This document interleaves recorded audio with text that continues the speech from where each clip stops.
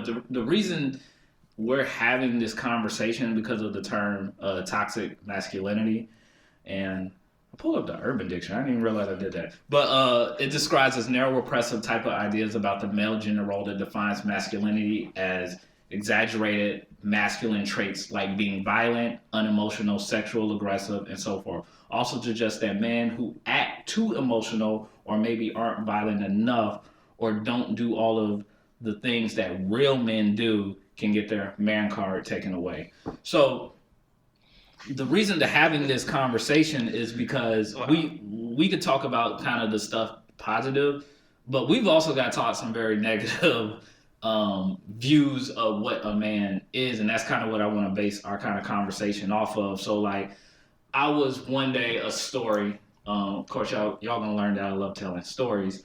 Is that when Suicide Squad movie came out, I wanted to go see Suicide. A whole bunch of us, all male, were going to see Suicide Squad movie, and the family I was around at the time made fun of me. They're like, "You going to the movies with all males?" And then they, of course, made jokes of gay jokes or whatever. But for them, their view of what a male was very toxic. They felt like because I worked with computers and software, that wasn't a manly job. They felt like because I wasn't aggressive and like wanted to fight all the time, I wasn't manly enough. And these are the kind of things that we are taught as kids. We're taught to not cry, put in your emotions. If somebody, like, even to the point like, if you get in a fight, like, you better win, and if you lose, you go back out and you fight like. So I wanted to discuss, because again, I have a son on the way, and I'm just thinking about all the stuff I need to teach him, but all the stuff that we were taught that was kind of really effed up. So I wanted to talk about what are some of the toxic masculinity traits that us as a culture are being taught that we probably need to kind of change. Who wants to take this? So my first one would probably be something that I'm not good at either. Talking about feelings. And talking about your feelings. Yeah, I mean, you always thought that we always hold our feelings in. We don't talk about them. You don't cry. You don't do this. So I think that'll be a toxic trait. It should be a point where should be comfortable enough to talk about your feelings with whoever and get it out so that you can build and grow from that. In that instance, instead of just holding it in and staying angry or frustrated or just trying to move on. Because then that builds up resentment and anger and trust issues that you may not see at that moment, but becomes prevalent further down in life. Yeah, and it also comes out a certain way. And then what people don't realize, if you're like 10 years old going with these emotions, and then you're 20 years old going with these same emotions that you haven't dealt with, then you're 30-year-old going with these same emotions, and 40-year-old going with these same emotions that you're dealing with, and you have not learned to deal with it. Because my cousin called me one day, and he was like, he had a conversation with me, and let's go back to our therapy conversation. He started to go to therapy because I talked openly about it. And he was like, I couldn't go to therapy when I was younger. That was like the whole neighborhood called me a bitch. I was like, there was no way I could go. Oh, wow. And so again, that's what you're saying about the toxic masculinity, about opening up more about our emotions. Anybody else wants to jump in? Yeah, I think that that comes about when we have, there's some, I feel like it's for men to try to reach these unattainable standards for black men in general, our community. So like social respect, right? So like when we go above and beyond to be respected socially around our peers and as the public, that helps to create that. Yeah, respect is a big issue where we feel like we're disrespected, that we got to go to great lengths to get our respect. And maintain that control and power over, how we look and are represented. Also the physical strength thing, right? So like, it's almost like what did you say? I think you said something last week, like you feel like first of all, you said deer, but... oh, yeah. But like, this mentality of like, okay, I need to have the bigger balls, right? Yeah, so rams coming together to see who's the dominant of the two. So that when we get to a sense where we always have to kind of show our dominance, I think the sexual potency is another thing that like basically like the more sex you have, the more women you had sex with, then you're more manly in that way. And I think that those things are all things that are taught and help to kind of create that culture of toxic masculinity. What about you, Sean? I guess for me, I am 6'4" with the voice of Mike Tyson. Yeah, I thought you were about to say I'm 6'4" with the voice of like a 5'2" nigga. That's what I thought you were gonna say. That's what I was waiting to bring it there. So even just the appearance, there's certain appearances, certain how you speak, how you sound, the stuff you talk about. I'm also a person who probably can cry at a moment's notice. So we know. So, we know that. So just being able, just showing your emotions and having that can definitely come across as soft and stuff like that. Even growing up, even though in saying that, I definitely grew up in the environment where if you fought, you finish up a fight, or even to the point that if you're taught to not be afraid. I could think many times where I had a fight with somebody. I remember specifically when I was in high school, I got jumped by these two guys. And my intention was to catch them one by one that day, and I actually did that. I went each one by one, and kind of handled my business with both those guys until everything was that I felt like I had back control again. So like y'all say, even having that moment where you gotta have dominance and you feel like you're in control of things. Just another example. I feel of toxic masculinity. So yeah, and I think the aggression one is a huge one because I remember when I was a kid. Like one of my biggest fights that I got, I did not want to fight. I didn't want to, but you feel like you have to. like, man, what are they gonna say about you? Yeah. If you don't, and then we talk about, if I tell my folks I got into a fight, well, did you win? No. Well, then you need to go back out there. Like to say that now, it's like you need to go back out there. And physical harm you or someone else. Indeed. Yeah, for no reason at all. But that's the code, man. That's the code, and that's what kind of scares me. Is like knowing that I have a son on the way, and like having to teach him demand traits. Because I feel like our stuff has to kind of change, and to sit here and to go on like we've been doing is going to be like extremely dangerous, very extremely dangerous. So one of the ones that I really like recently in the news that I kind of zeroed in on was like the Tory Lane situation with shooting Megan Thee Stallion, and whatever happened, argument or whatever happened in that prompted him to shoot her. Yeah. Yeah. So whatever, it don't matter what they were arguing about, but to deal with it in the way that he did. And I'm like, a lot of us are kind of being taught that. Like, what do y'all feel about that? Yes, being taught not to speak up about your emotions in a healthy way. So you have these repressed feelings and usually kind of like brings you to boil in anger. So then the only thing that you can do is to lash out. And this is not to say that the way that he responded was validated, but it's to give an explanation, right? Because we also have women that are going to look at this podcast actually looking at the demographics. It's almost half men and women. Oh, nice. So like it's not to say that, but it's just to give an idea and perspective, right? So you don't deal with any emotions that you ever had as a kid, as an adult, now in your older years, right? 30s, 40s, right. And now you are faced in a situation where you can't really feel like you can like verbally express yourself. The only thing you're gonna go to is what? Violence. Yeah. Right. So then, that's the only thing that's okay. Exactly. That's the only behavior or only emotion you're allowed to kind of like portray. And not only portray it, it's almost like we throw gasoline on the fire by encouraging it as well. Right. That's true. That's probably the worst part of it. Not only that we don't express our feelings, but then when we express it in a violent way, it's not like it's something that's frowned upon. It's more about that's what you were supposed to do, and you handled your business. The right way. That's what we do to each other, which is definitely dangerous, like you said, Daryl, in today's time, because we're not fighting fair anymore. No. When we were growing up, is you put the stick on the person's shoulder, you knock it off, you fight, the fight's over, you're done. But some of these kids are like, they come around and shoot you. They're shooting folks, you know what I'm saying? So that's to one, not be able to deal with your emotions, and then the way they're dealing with emotions in terms of let's not even fight it, but let's just turn the guns. It's just a whole nother beasts to even deal with nowadays. So I can't imagine being a father raising a son in today's time. So I can imagine how nervous that makes you. So I mean, I think Edward hit touch on something where it's like, he lashed out. He didn't know how to use words or whatever. He can get in an argument and then, argue it out or talk it out and get to a point where you can resolve it.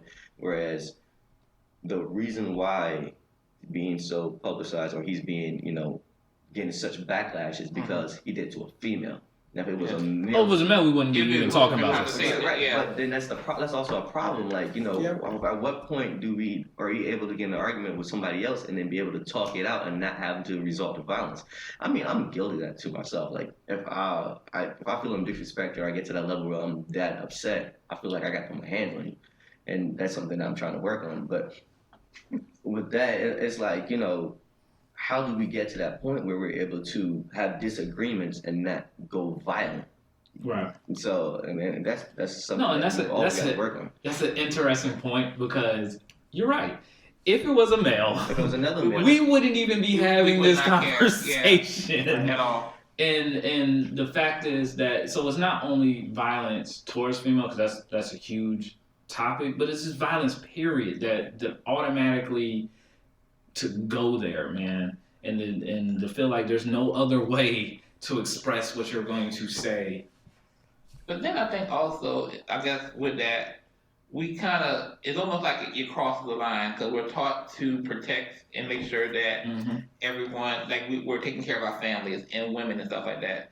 But if they act in a certain manner that makes us feel like we're out of control of the situation. Less than a man. Less than a man. Thank you for the we react in a way that goes against what our intentions are. So now we're no longer in our role of protecting women. We're now hurting them. Yeah. But I think the overall arching thing that we're taught is dominance. Yeah. So it doesn't go against that. That's the number one thing is dominance. Yeah. So then after that, then it's protecting women. But you have to establish the dominance first before you can even get to protecting women. It's almost like it's like a whole triad of just craziness. The person who beats his wife or girlfriend and then the next day he's going out and buying her roses and candies and stuff like that.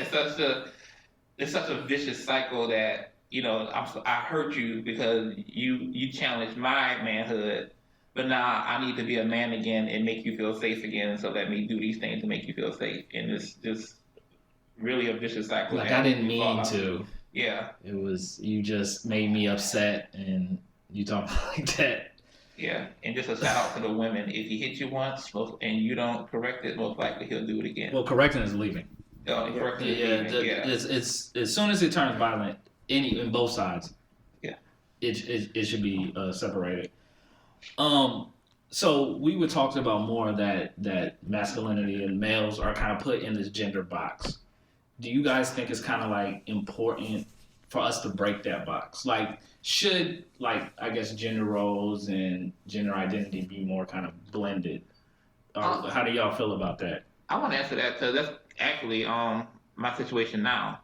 And I think it's important to break those walls and that box is because life happens. You know what I'm saying? You just don't know what's going to happen to you. And I think in today's time, there needs to be a situation or it's ideal for you to be with a partner where in the event that something does happen, they can pick up the pieces or in the moment that they need to. And I think that's the direction we need to start moving toward as far as our society and not necessarily making men feel like it's all on them to make sure that the household stays together. Because it should be a partnership, but at the same time, every partnership has a leader that has to make sure that everything stays in order. And I think just from that perspective, it needs to be someone who's leading in an ideal household is typically the man.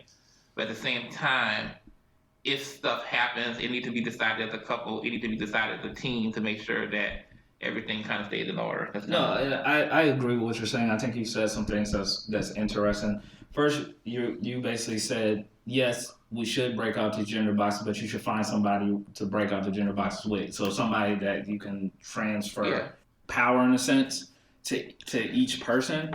Yeah, because and I say that because although we're taught to be the leaders, in certain cases women are taught to be submissive in a sense, or that they have to rely on a man in order to be able to get by. So based off in a sense, they are taught those ideas because as an overall society, we are taught the man is to lead. Right. And the woman should be able to rely on a man in order to provide. So I view that very differently. I view it. I think the man should be the head of the household. That's, you guys know I'm very traditional in my thinking, but in saying that, just because I'm the head of the household does not mean I rule with an iron fist. That means everything I do is for the betterment of the household. So basically, everything I do is for the rest of the house. It ain't for me. Yeah. It's for the rest of the household, and women being submissive doesn't mean that they're a slave or they follow everything I do. That's what I meant. It's kind of in terms of what you said. Yeah. So my wife walks side by side with me. Mm-hmm.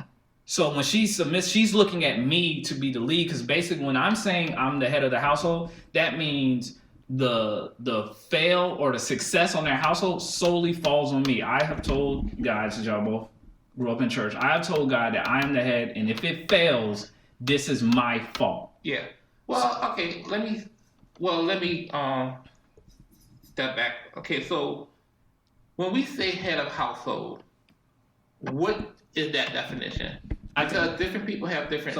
People have the wrong definition. That's what I'm getting at. They have the wrong one. So that's why I was like, I'm sitting here, I'm trying to interject for a little bit, but so back to you were saying, where it's like you feel like sometimes the roles have to be reversed. Correct. And you're saying, that the roles are there, but it's a more of an equal role that you're trying to have. Absolutely. So my thing that is, I agree with both of y'all.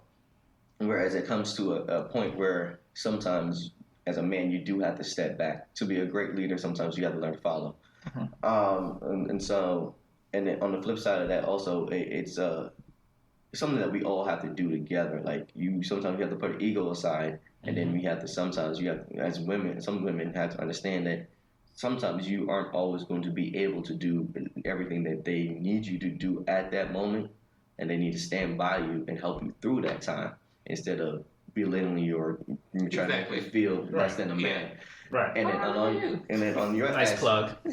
Stupid. And then on your side, I get it. Like you always want that partner that's going to walk next to you. You don't want to have somebody that's totally submissive. You don't want a yes man. Nobody wants a yes man. Nobody wants one. Everybody believes they want to, but until you get a yes man, you be like, this is boring. I don't want to do this anymore. You want that person that's going to challenge you and keep you up to par and make you want to be better for yourself.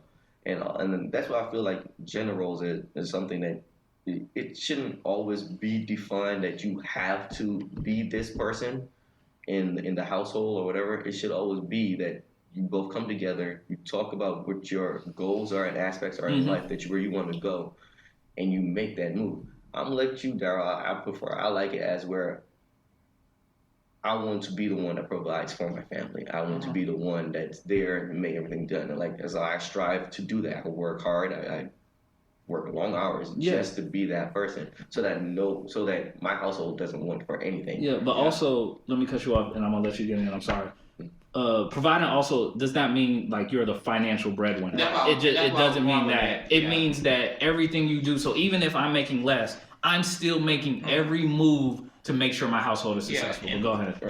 And then that's also I'm saying, like, we'll get you after. And also, to your point of financial. So like, for me, I might be the financial leader in my house, but my fiance is the emotional leader. Right. That's deep. That's real deep. Where it comes like, I may be the one to make more money and pay the bills, but she's the one that makes sure I'm straight. She makes sure she's straight emotionally. Right. She talks to me every day. She tries to make me talk about my feelings. Tries. She talks about hers, and she builds that gap, whereas she leads in one aspect, I lead another. Absolutely. But we both walk together. So that's just how I feel it should run, but everybody's different. That's deep, man. And when you guys say that, I want you guys to understand that what you guys described is not really the traditional norm. While you might think that you're traditional in your mindset of thinking head of household, the traditional sense of head of household is honestly almost like dictatorship, right? Mm-hmm. You guys have which I think is awesome.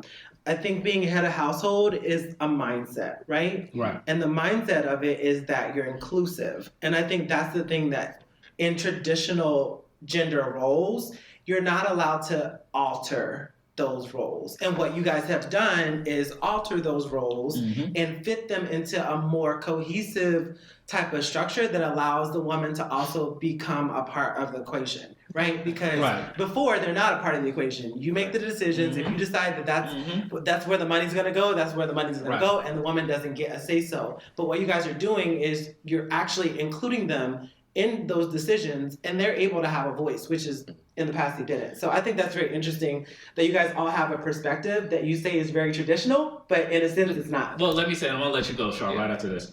I think we saying traditional because this is what traditional is supposed to be.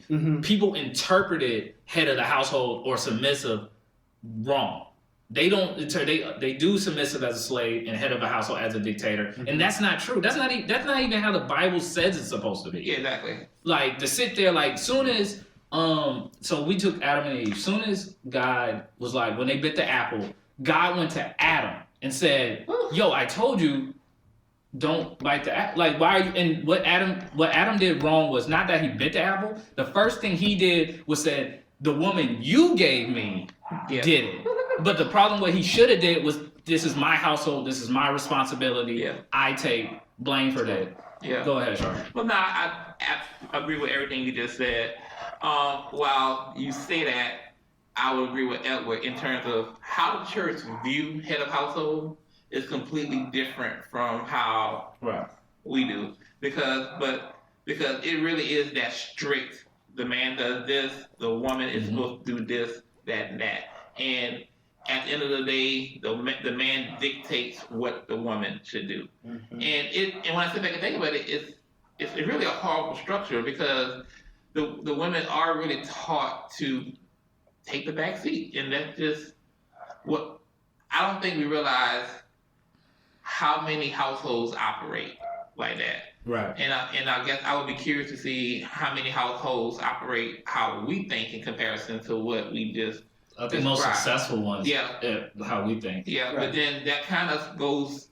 That's an extension of why men probably can't communicate, because when stuff goes wrong or something happens to you that allows you to not be able to hold a position that you are used to holding, and you can't mentally process that because you're less of a man if you're not making sure that you're providing financially for your family or making sure that everything is in order. So and we need to change that mentality, because men are not going to be able to survive mentally if you keep that concept that they continue to